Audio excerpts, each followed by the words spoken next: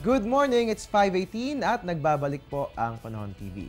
Mga kabayan, dito po sa ating programa, hindi lang po yung lagay ng panahon, yung binabantayan natin at binabantayan din natin yung mga kaganapan sa ating society. Unahin po muna natin itong mga announcements, no, para po yan sa ating mga kabayan. Ito nga po yung Government Internship Program. Ito nga po yung open sa lahat ng high school or vocational tech graduates aged between 18 to 25 years old. At entitled po, no, to a one-time enrollment in GSIS for a coverage of 100,000 pesos at i-issue po yan yung certificate ng completion upon fulfillment of the agreement. Ito po i-assign sa DOLE offices, other government office, and local government units. Tamang-tama po yan, no, dahil nga po ngayon malapit na po yung summer ng mga estudyante. Tamang-tama po na mag-internship ng sa gayon, nagugugol po yung oras ng ating mga estudyante sa kapaki-pakinabang ng mga gawain. Ito nga rin po, no, mag-a-assist din po tayo ng personnel and staff of public schools and local government units. Naku, para po sa mga magulang po nating nanonood ngayon, hikayatin po natin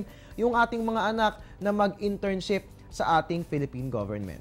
Alright, ang ating po susunod na anunsyo, ito po yung 2014 Search for Outstanding Public Officials and Employees. Ito nga po yung state workers na maaaring i-nominate sa iba't ibang category. Meron po tayong Presidential Lingkod Bayan, Pag-asa at Dangal ng Bayan Awards. The contribution may be a suggestion, innovation, or invention or superior accomplishment.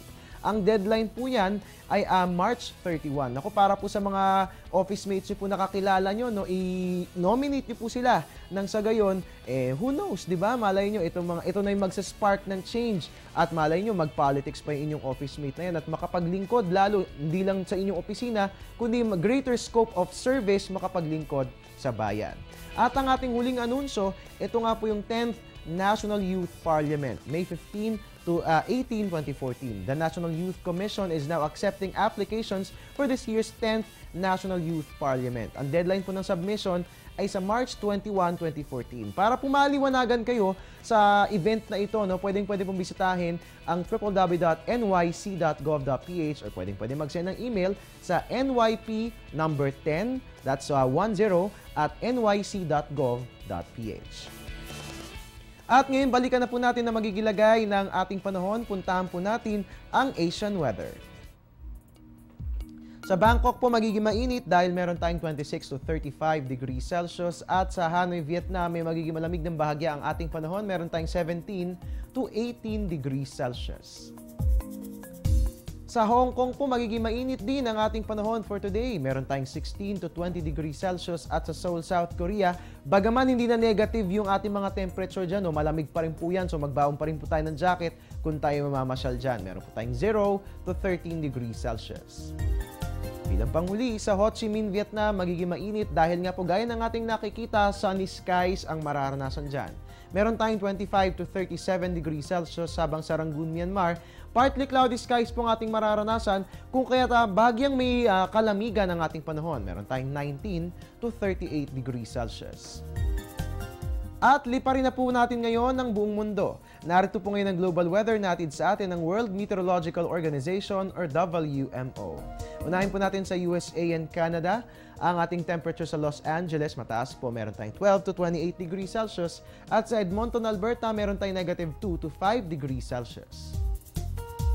Sa Europa po, partikular sa Roma, magiging mainit with 6 to 15 degrees Celsius at sa Berlin, Germany, magiging mababa po ang ating temperature, meron tayong 3 to 15 degrees Celsius.